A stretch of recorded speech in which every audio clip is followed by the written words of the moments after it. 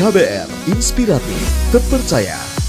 Halo, selamat pagi. Kita berjumpa lagi di siaran Ruang Publik KBR. Ada saya Ines Nirmala yang akan menemani Anda sampai pukul 10 waktu Indonesia Barat. Dan tema pagi hari ini yang dibahas di Ruang Publik KBR adalah konser amal bangun kembali NTT. Dan juga siaran kali ini dipersembahkan oleh Habitat for Humanity Indonesia. Saudara, tentu saja kita masih ingat pada awal April 2021 lalu badai siklon tropis Roja menghantam Nusa Tenggara Timur.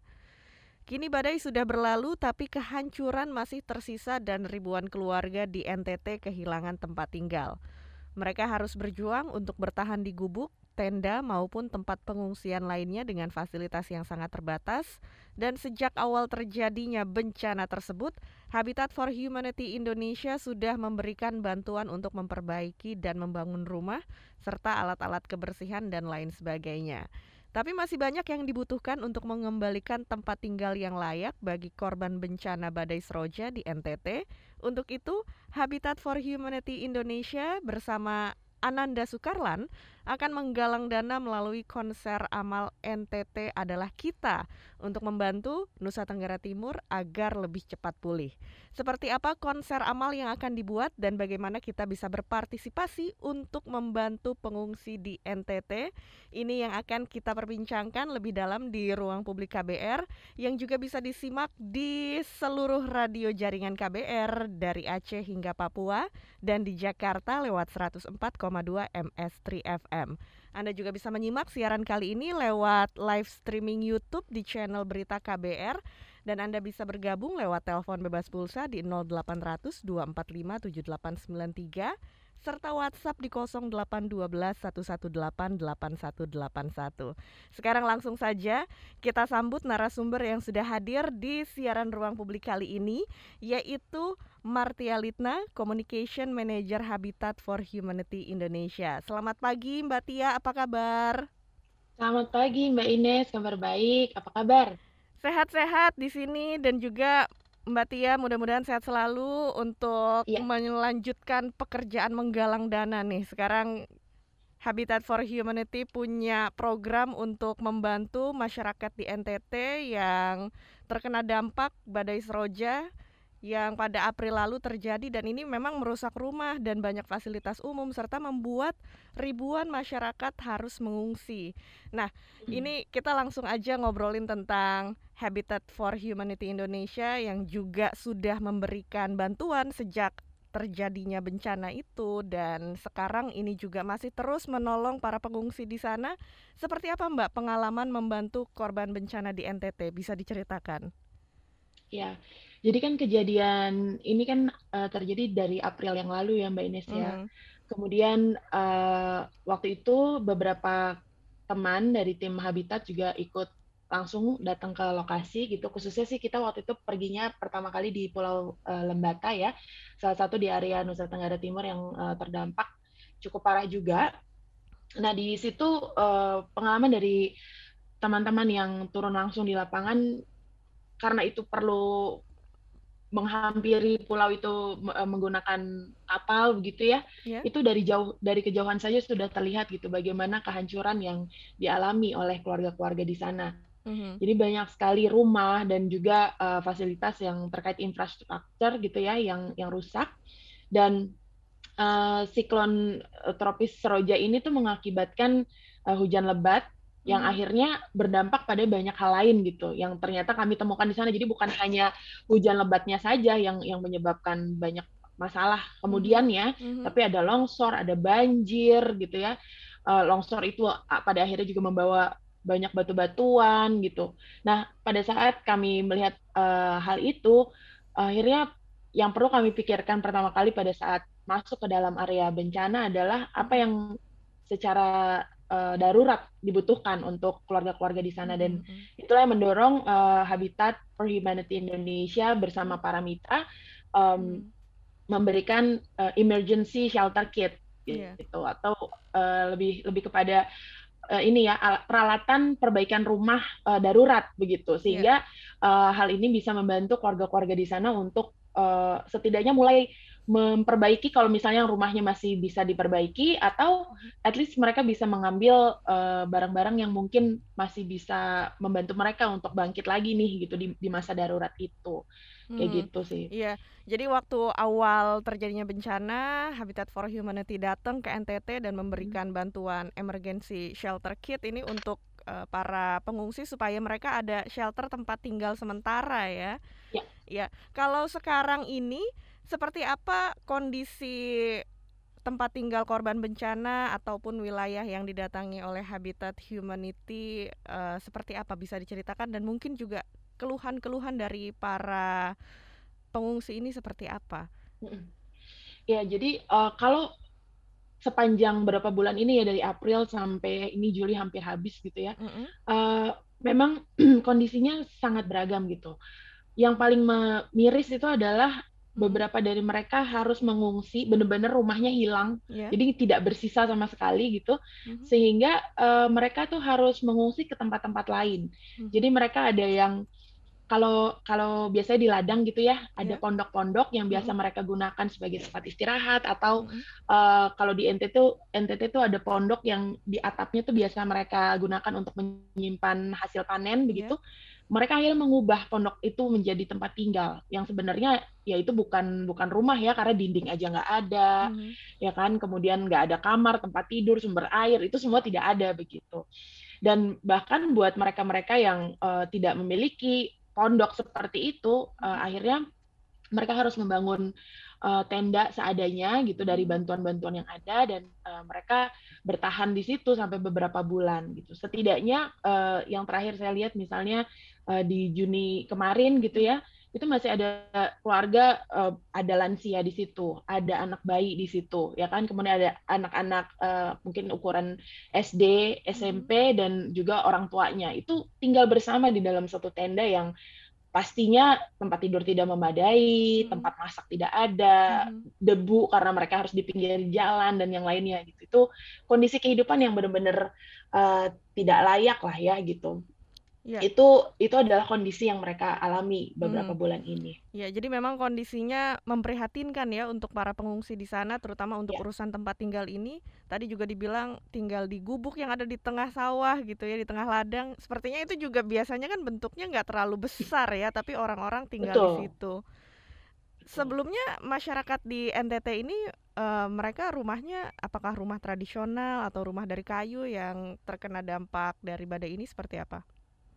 Iya, pengalaman saya sendiri melihat langsung kondisi di lapangan waktu itu ya, Mbak Ines, sebenarnya yang terdampak ini beragam sih. Ada yang memang rumahnya itu terbuatnya dari misalnya kayak apa sih, anyaman bambu Mhm, atau kayu-kayu mhm, saja. Tapi ada juga beberapa rumah yang memang sudah ada temboknya gitu, tapi kerasnya air banjirnya itu bukan hanya menggenang, tapi ada arus yang begitu keras gitu ya, iya, sehingga kadang itu tembok sendiri sudah tidak bisa menahan air itu gitu, sehingga rusak gitu bangunannya.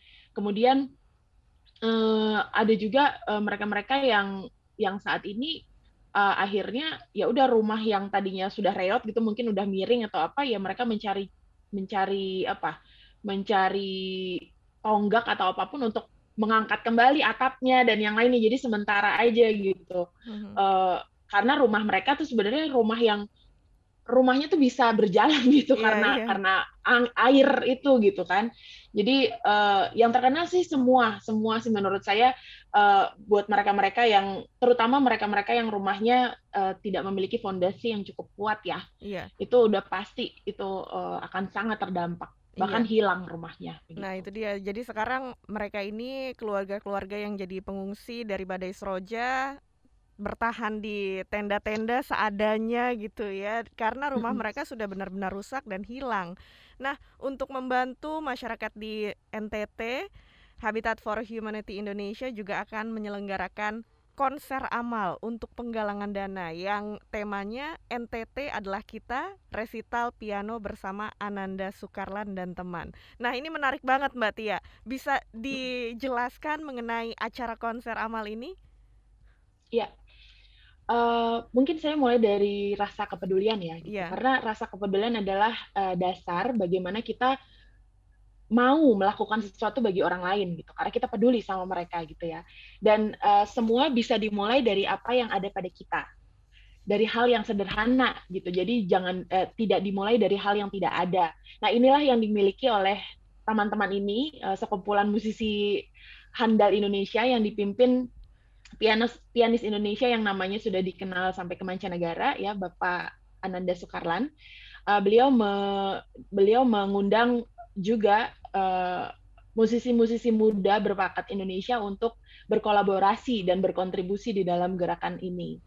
Seperti itu. Nah, konser ini sebenarnya juga sudah melalui banyak sekali proses perubahan nih Mbak Ines gitu ya, karena kita juga perlu tetap melihat ya konser ini kan apa di dalam kondisi pandemi seperti ini gitu ya. Tadinya kami mau melakukan ini, wah ini ajang yang bakal baik sekali pada saat kita bisa mengumpulkan orang-orang yang bisa sama-sama peduli terhadap NTT gitu. Tapi kondisi COVID dan yang lainnya gitu, akhirnya itu yang mendorong kita akhirnya oke, bagaimana yang paling aman tetapi niat dan semangat ini tetap ada gitu, sehingga kami akan melakukan konser ini secara taping dan akan tayang perdana melalui kanal YouTube dan Facebook Berita1 dan Video.com pada tanggal 6 Agustus yang akan datang pukul 7 malam. Namun kita tahu di tengah pandemi seperti ini gitu, yang kesannya kita di rumah aja gitu, nggak kemana-mana dan pergerakan kita terbatas, tapi sepertinya kesibukan kita juga nggak berkurang gitu ya Mbak Ines. Yeah. Sehingga kami juga memberikan kesempatan buat masyarakat Indonesia yang mungkin belum sempat menonton di tanggal 6 Agustus, tapi kita bisa pergi melalui loket.com dan menikmati konser ini, juga berdonasi tentu saja dari tanggal 7 sampai 15 Agustus melalui loket.com, sama sih di pukul 7 malam. Oke, gitu. Jadi ini konsernya akan diselenggarakan secara online ya, bisa ditonton lewat YouTube atau Facebook di tanggal 6 Agustus nanti. Ya. Dan masih bisa akan disimak sampai tanggal 15 Agustus, kita bisa dapetin tiketnya di loket.com gitu ya. Betul. Wah, ini menarik sekali karena juga yang akan mengisi konser Amal ini adalah masternya nih, master di bidang piano dan juga komposer handal yang sudah mengharumkan nama Indonesia di berbagai negara, Ananda Sukarlan. Dan yang akan tampil di konser ini selain Ananda Sukarlan juga ada teman-temannya nih. Boleh dikasih tahu siapa aja yang bakal tampil di konser Amal ini? Iya, di konser Amal ini Ananda Sukarlan menggait gitu ya banyak teman-teman muda yang mungkin kita tidak terlalu tahu sebelumnya gitu ya siapa ya mereka, tapi ternyata mereka itu punya banyak sekali pencapaian gitu yang luar biasa di bidangnya masing-masing gitu. Kita punya teman-teman vokalis, ada Alis Cahya Putri yang dia ini adalah salah satu pemenang dari lomba yang dilakukan oleh Ananda Sukarlan gitu ya. Alice ini sebenarnya adalah mahasiswa yang sedang mengambil studi di Hongaria. Tapi kebetulan saat ini lokasi dia lagi ada di Indonesia, dan inilah menjadi kesempatan dia juga untuk bisa berkontribusi ya di dalam membangun kembali Indonesia, khususnya NTT gitu. Jadi dia tergerak juga untuk ikut acara ini.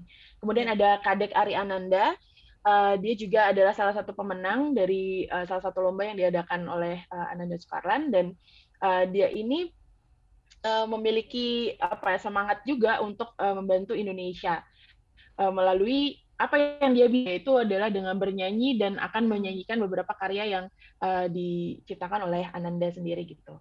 Kemudian kita nyebutnya sasandois nih, itu juga sebenarnya hal baru ya yang saya tahu gitu. Oh, pemain sasando kita bisa sebut sasandois gitu ya. Ada Genzer Lana, dia adalah putra rote asli NTT gitu ya. Dan menurut ceritanya dari dia juga bahwa sasando sebagai alat musik tradisional itu menggugah hatinya luar biasa gitu, dan inilah yang mendorong dia sebagai anak muda Indonesia dan putra rote, putra NTT mendalami itu. Dan kita bisa mendengarkan alunan sasando nih nanti di konser ini, dan tentu saja tetap ada sentuhan kekiniannya, ada sentuhan rasa muda di situ gitu. Kan kadang kita musik tradisi kok kesannya tradisional gitu ya, nggak kekinian gitu. Tapi sentuhan-sentuhan ini bisa dirasakan dari teman-teman muda ini. Ya. Kemudian nanti kita ada pianis juga, pianis masih sangat belia gitu ya, Chanho Pasirua. Dia juga asli NTT dan Chanho ini masih sangat muda ya. Dia dari umur 3 tahun dia sudah belajar piano klasik gitu. Jadi kita akan bisa melihat nih calon-calon penerus Ananda Soekarlan dan sebagainya. Kemudian ada lagi Michael Abimanyu, salah satu pianis juga yang nantinya akan memainkan salah satu lagu dari beberapa pilihan lagu Ananda di karyanya Rapsodia Nusantara yang itu akan dia mainkan di dalam konser ini begitu. Wah, luar biasa. Banyak yang akan tampil juga di acara konser Amal NTT Adalah Kita. Ada pianis muda, ada juga vokalis berbakat dan juga sasandois yang asli dari NTT ya. Ini sepertinya akan jadi sebuah konser yang amat sangat ditunggu-tunggu